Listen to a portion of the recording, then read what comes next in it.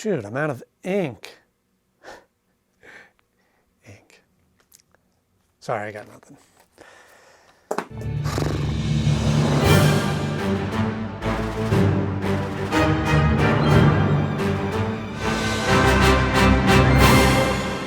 Hello friends, welcome back to the show. So glad to see you all once again. And if you're new here, thank you for stopping by. This is where we go back, look at cartoons and movies from the 80s and 90s that we grew up on and talk about them as an adult. And right now we're working our way through the third and final season of Batman Beyond. And today we're talking about Inqueling. I don't know how to say it. But it aired on September 30th, 2000. Feels like a steam bath. That's right, Inque is back, maybe for her final appearance in Batman Beyond, but she's one of my favorite villains that we've seen throughout the show. And I like what they did with her character. Again, moving it forward and adding a new layer to her character in this. And we find out that she has a daughter, which is all very kind of interesting in this story. But before we get into all that, I have this 60-second Batman Beyond rundown with Mad Stan Bomb to give you a quick rundown of the episode in 60 seconds or less, or that bomb's going to go off. Here we go. A rocket is about to blast off, and Rink shows up and stops it and destroys it, and Batman shows up to try to stop her, and she has some new tricks, he has some new tricks, but she gets away, and Batman goes to Max, Terry goes to Max, says, hey, you got to figure out what's going on, why would this rocket need to be destroyed? And then we hear the owner, Maxwell, I think his name is, talking on the phone and going, oh yeah, well, it's a complete loss. And then she walks in, Inque walks in, and it's like, oh, not until you get the insurance money, hey! So they're working together to form some insurance fraud. Meanwhile, another part of town, this woman is there, and she's getting her car towed away, and she's getting all these credits and finally figures out the one that works, and we find out that that is Inque's daughter. And so Inque is staying with her and goes, hey, I need some help, I'm falling apart, I need some more of the mutagen to help me come back to life. And she's working with Maxwell, and Terry finally figures out that Inque is behind that and it's insurance fraud, and he goes in to try to stop her, and he finds out that she has a daughter, and her daughter double crosses her to be able to to just steal her money because she's got her bank accounts and gets away scot-free. And then there's a final showdown, and we find out that her daughter is turning on her, and Inque dissolves into a mess. And then we see that the daughter is living life up with all her new money, and we then discover that it may not make a difference because Inque is everywhere. We see her eyes in the shadows. And I'm right on schedule. I'm just going to go out on a limb and say that I think Inque might be one of the best, if not the best, villain in Batman Beyond.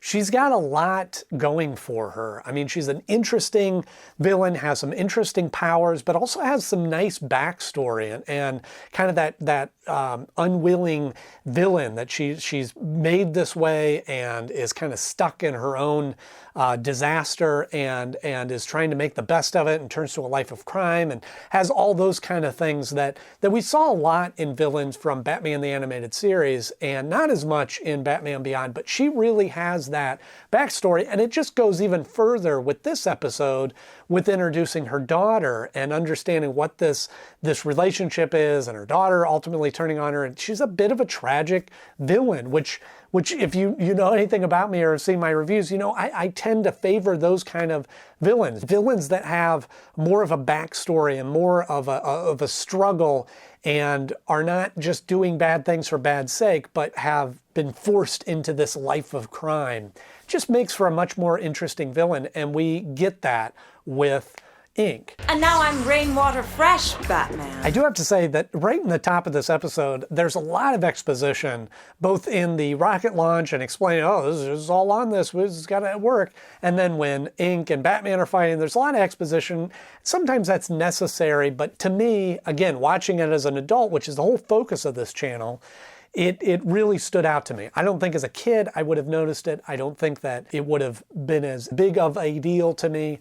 But certainly as an adult, I was just going, yeah, get on with it. Show, don't tell, those kind of elements.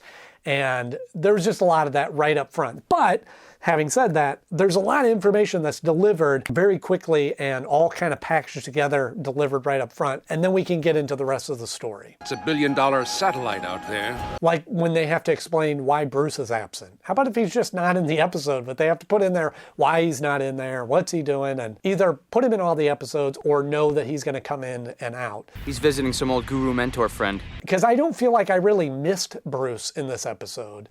I think that he could have added something, but in some of the episodes, Bruce just is Terry, just yelling out, and we don't always need that. So I'm okay with having an episode where Bruce isn't in there. He expects me to work even harder while he's gone. But at the same time, it is kind of neat that they introduce this idea of Terry wanting to prove to Bruce he can handle it on his own, and he's employing Max to help him out to try to get to the bottom of this, to discover what is going on and who Maxwell's competitors are and things like that, that really kind of add more to just, well, I guess Bruce is out of town and I got to go pick up the slack. I'll take care of Inque myself. It was a little bit confusing going, why is this battle happening? What is happening for this? But they do explain later on that it's about insurance fraud, which again, may not be a topic or a plot point that means a lot to kids. But maybe they were targeting a little bit of an older audience, or, like they did with the animated series, the original Batman was playing up to the kids rather than trying to play down to them and letting them catch up with these elements. Maybe as a kid, I wouldn't have known what insurance fraud was or why that was important, but they didn't shy away from that and just dove in bullheaded. I feel like I'm arguing with myself in this review. I'll say one side of the argument, then I'll say the other. Or I could keep it all for myself. I was having a little bit of trouble following the through line of this episode, where it was going and what was going on, and who was bad and why they were doing what they were doing. But at the same time, no, I won't argue with myself. There was a moment where I was going, when are criminals going to learn not to trust each other? They're constantly backstabbing each other and working together, but here I go again. On the other hand, it played into Inque's story of her needing to work with Maxwell because she needed to help with this. It wasn't just doing a job for hire. Yes, I prefer the second option. And introducing this idea of Inque having a daughter and explaining more of her past and her history worked out really well in the sense that they did it further into the episode. I'm your mother. It was a big focus of the episode, but it was more of like a second act reveal. It was more once they got into the story and you saw that insurance fraud was going on and she's working for these other guys and Maxwell's turns out to be bad or at least dishonest, that then we introduce, and it gets even deeper because Inque has a daughter that we're just learning about. And the fact that they didn't start the story off that way and we just introduced this character partway through was a nice reveal. And it did add kind of a nice break in the story. I never thought I was living on stolen money. And we go back into the drama with Dana and Terry. Although it was nice to see that they were, she was starting to suspect, what's going on? Are you and Max a thing? But it turns out she was just understanding Terry's connection with Bruce, and especially after his father was gone, and how that all ties in. And I know there's more that comes of that later on that I won't give away. Not since I figured out what's really going on. So I guess it was nice that it wasn't just the generic, now Dana's jealous and Terry's gotta try to convince her otherwise. So they did have a nice kind of a different shape to that argument. I'm trying to accept the idea, as I mentioned in the last episode, that I guess Terry and Dana this is just an ongoing saga of them fighting and jealous and him, all that. It's just the dynamic that they landed on, and I guess I just got to roll with it. I'll make time. I think this has come up before, but I don't know if I mentioned it, that it's neat seeing elements of Terry's Batman mirroring Bruce's Batman. And what I mean is that we have Terry, Batman Beyond, and the original Batman, very different characters, very different heroes, very different approaches to how they do things. And I like that contrast. I like when they, that it's not just oh, it's just a different guy and same Batman. What? She found out? Then it's nice when we see little elements or little hints of Bruce's Batman coming through. And one of those in this episode is where Terry is using some of Bruce's techniques in interrogation of holding the guy over the edge of the building. Is just a very Batman thing to do. Wrong answer. And I think that would help with the legend of, oh, Batman's still around. It's the same guy. Look at how he's tormenting criminals in that. And even though that's not typically the way that Terry approaches getting information out of people, it's nice when that comes through that way and we get to have a little hint of Bruce in there, even though he's not in the episode. There's a really nice, I like when stories can really develop a neat, interesting relationship between two characters, and particularly in this one with the mother-daughter relationship between Inque and what's-her-face? I don't remember what her name is.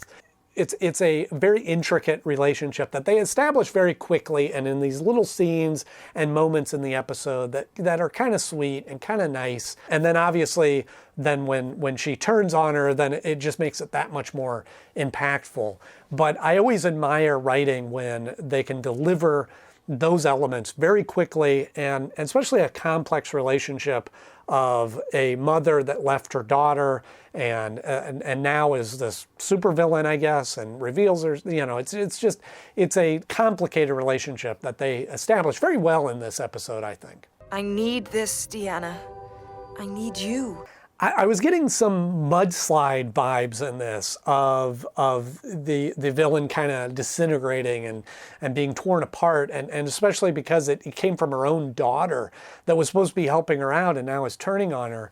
But just a side note, it's very gruesome seeing the sizzling and the smoke and the popping as she was like disintegrating was just very well animated and very, very gruesome to watch in that. What was in that mutagen?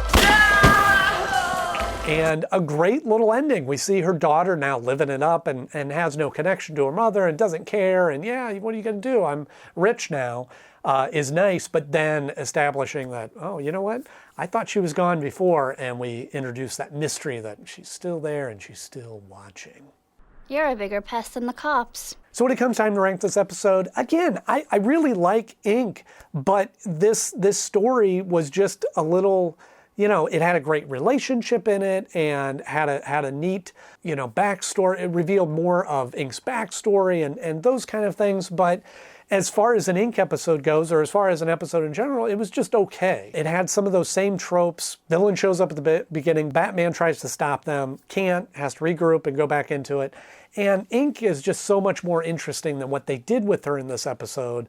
And I think if they could have leaned more into the tragedy or leaned more into her daughter coming down with the same condition that her mom had, or something else was needed in this episode, because I found myself, when it was done, just going, okay, it was good, it was okay, it was fun, but nothing spectacular, in my opinion. I have it falling at the number 25 spot, kind of in the middle of the list. And I do have this falling below Inque Baby, which was... Inque Baby. I sort of went back and forth on, but Inque Baby fully embraced what it was and was just kind of this sort of ridiculous plot, more of a comical, lighthearted plot, and they sort of just embraced it and let it just be what it was, which I think kind of worked for it. But I do have this one beating out Final Cut, because Final Cut really was just sort of a battle, was just sort of a duel, was just sort of a cat and mouse sort of episode. Sometimes I feel like I'm being a little hard on some of these episodes, but really that's the whole purpose of ranking them against each other, is when I look at that episode and look at this one, they both kind of were underwhelming, but this one just had to kind of edged it out because Inque was a more interesting villain than Kawari. Kawari, is that her name? But that's where this falls on my list of favorite episodes so far. How did you expect me to turn out? So my question for you is, what do you think that they could have done with this plot? I feel like they got right up to the line with introducing Inque having a daughter and then just didn't go far enough with it. But what do you think that they could have done to make that more interesting and more engaging of an episode? So if you enjoyed this episode, please share it with a friend. Let them know what we're doing here on the channel. I always appreciate when I see my videos shared in other places. And if you are so inclined, hit the subscribe button, hit the like button so you don't miss any of the content. Because next up, we're going to be talking about the episode Big Time. Big time with the big time. So you don't want to miss that. As always, thank you so much for watching. I'm Knode, and I'll see you soon.